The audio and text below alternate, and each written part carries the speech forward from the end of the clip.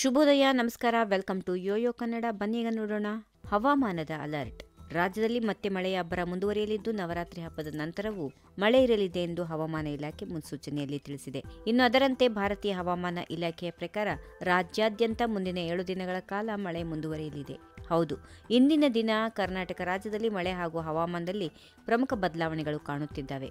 ಬೆಳಗ್ಗೆ ಸಮಯದಲ್ಲಿ ಬಹುತೇಕ ಪ್ರದೇಶಗಳಲ್ಲಿ ಮೋಡ ಕೂಡಿದ್ದ ಸ್ಥಿತಿ ಕಂಡುಬಂದಿದ್ದು, ಸ್ವಲ್ಪ ಸಮಯ ಮಳೆಯ ಸಾಧ್ಯತೆ ಕೂಡ ಇತ್ತು. 25 ಡಿಗ್ರಿ ಸೆಲ್ಸಿಯಸ್ ಇಂದಿನ ತಾಪಮಾನ. ಇನ್ನು ಇಂದಿನ ತಾಪಮಾನ ಸ್ವಲ್ಪ ತಂಪಾಗಿದೆ.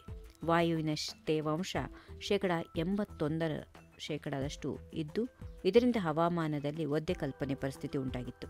ಇನ್ನು ಮುಖ್ಯವಾಗಿ ಪಶ್ಚಿಮದ ದಿಕ್ಕಿನಿಂದ ಗಾಳಿ ಬೀಸಿ ತೀವ್ರಗತಿಯಲ್ಲಿ ಕಂಡುಬರ್ತಾ ಇತ್ತು. ಗಾಳಿಯ ವೇಗ 12 ಮೈಲ್ ಪ್ರತಿ ಗಂಟೆ ಎತ್ತರದಲ್ಲಿತ್ತು. ದಿನದ ಹೆಚ್ಚಿನ ಭಾಗದಲ್ಲಿ ಮೋಡ ಕವಿದ ಪರಿಸ್ಥಿತಿ ಮುಂದುವರಿಯಲಿದೆ. ಮುಂಜಾನೆ ಪ್ರಾರಂಭಿಕ ಹೊತ್ತಿನಲ್ಲಿ ಕೆಲವೊಂದು ಕಡೆಗಳಲ್ಲಿ ಹಗುರವಾದ ಮಳೆಯ ಪ್ರಮಾಣ ಪತ್ತೆಯಾಗಿದೆ. ಹೀಗೆ ಮುಂದಿನ ದಿನಗಳ ಹವಾಮಾನ ಪೂರ್ವಾನುಮಾನ ಪ್ರಕಾರ ಮಂಗಳವಾರ ಮತ್ತು ಬುಧವಾರಗಳಲ್ಲೂ ಬೆಳಿಗ್ಗೆ ಹಾಗೂ ಮಧ್ಯಾಹ್ನದಲ್ಲಿ ಮಳೆಯ ಸಂಭವ ಇದೆ. ಈ ಮುಂಗಾರು ಪರಿಣಾಮವಾಗಿ ಕೃಷಿಕರು ಹಾಗೂ ಸಾರ್ವಜನಿಕರು ಬೆಳೆಯ ಸಂರಕ್ಷಣೆ ಹಾಗೂ ದೈನಂದಿನ ಯೋಚನೆಗಳಲ್ಲಿ ತಕ್ಕ ಮಟ್ಟಿಗೆ ಎಚ್ಚರಿಕೆಯಿಂದ ಇರಬೇಕು. ಹೆಚ್ಚಿನ ಮೋಡ ಹಾಗೂ ಮುಂಜಾನೆ ಮಳೆಯಿಂದ ನಿರಂತರವಾಗಿ ತಂಪು ಮತ್ತು ಒದ್ದೆಯ ಹವಾಮಾನ ರಾಜ್ಯದಲ್ಲಿ ಬಹುತೇಕ ಪ್ರದೇಶಗಳಲ್ಲಿ ಮುಂದುವರಿಯಬಹುದು. ಇನ್ನು ಕರಾವಳಿ ಭಾಗಗಳಲ್ಲಿ, ಮುಖ್ಯವಾಗಿ ಕರಾವಳಿ ಜಿಲ್ಲೆಗಳಲ್ಲಿ ಹಗುರದಿಂದ ಸಾಧಾರಣ ಮಳೆಯಾಗುವ ಸಾಧ್ಯತೆಗಳಿವೆ. ಉತ್ತರ ಒಳನಾಡಿನ ಬೆಳಗಾವಿ, ಬೀದರ್, ಕೊಪ್ಪಳ, ಬಾಗಲಕೋಟೆ, ಕಲಬುರಗಿ, ಧಾರವಾಡ, ಗದಗ್, ರಾಯಚೂರು, ವಿಜಯಪುರ, ಹಾವೇರಿ ಮತ್ತು ಯಾದಗಿರಿ ಜಿಲ್ಲೆಗಳಲ್ಲಿ ಹಲವು ಕಡೆ ಸಾಧಾರಣ ಮಳೆಯಾಗುವ ಸಾಧ್ಯತೆ ಇದೆ. ರಾಜ್ಯ ಹವಾಮಾನ ಇಲಾಖೆ ಈ ರೀತಿಯಾದ ಮುನ್ಸೂಚನೆಯನ್ನು ನೀಡಿದೆ.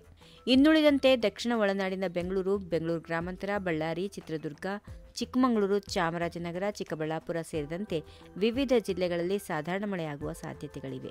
ಇನ್ನು ಬೆಂಗಳೂರು, ಮೈಸೂರು, ಮಂಡ್ಯ ಮೊದಲಾದ ನಗರಗಳಲ್ಲಿ ಸಂಚಾರ ಹಾಗೂ ಬಸ್ ಸೇವೆಗಳ ಬಗ್ಗೆ ದೈನಂದಿನ ಹವಾಮಾನ ಮಾಹಿತಿ ಗಮನದಲ್ಲಿಟ್ಟುಕೊಂಡು ಅಲ್ಲಿಗೆ ತಯಾರಿ ಮಾಡಿಕೊಳ್ಳೋದು ಉತ್ತಮ. ಮುಂದಿನ ದಿನಗಳಲ್ಲಿ ಕರ್ನಾಟಕದ ಹವಾಮಾನದಲ್ಲಿ ಮುಖ್ಯವಾಗಿ ಮೋಡ ತೇವಾಂಶ ಮತ್ತು ಹಗುರವಾದ ಮಳೆಯ ಅಂಶಗಳು ಹೆಚ್ಚಾಗಿ ಕಾಣಿಸಿಕೊಳ್ಳಲಿವೆ. ಮುಂದಿನ ಕೆಲವು ದಿನಗಳು ಮಳೆಯ ನಿರೀಕ್ಷೆ ಇರೋದರಿಂದ ನಾಗರಿಕರು ಹಾಗೂ ರೈತರು ಸೂಕ್ತ ಮುಂಜಾಗ್ರತಾ ಕ್ರಮಗಳನ್ನು ವಹಿಸುವುದು ಅವಶ್ಯಕ.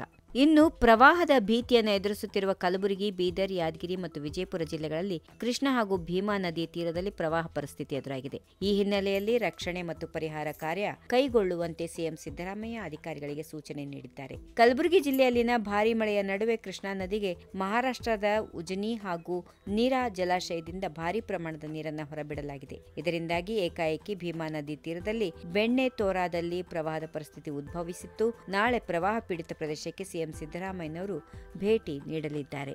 If you like this video, ಬೇಗ ಲೈಕ್ ಮಾಡಿ, ಕಾಮೆಂಟ್ ಮಾಡಿ, ಶೇರ್ ಮಾಡಿ ಹಾಗೂ ಯೋಯೋ ಟಿವಿ ಕನ್ನಡವನ್ನು ಸಬ್ಸ್ಕ್ರೈಬ್ ಮಾಡಿ.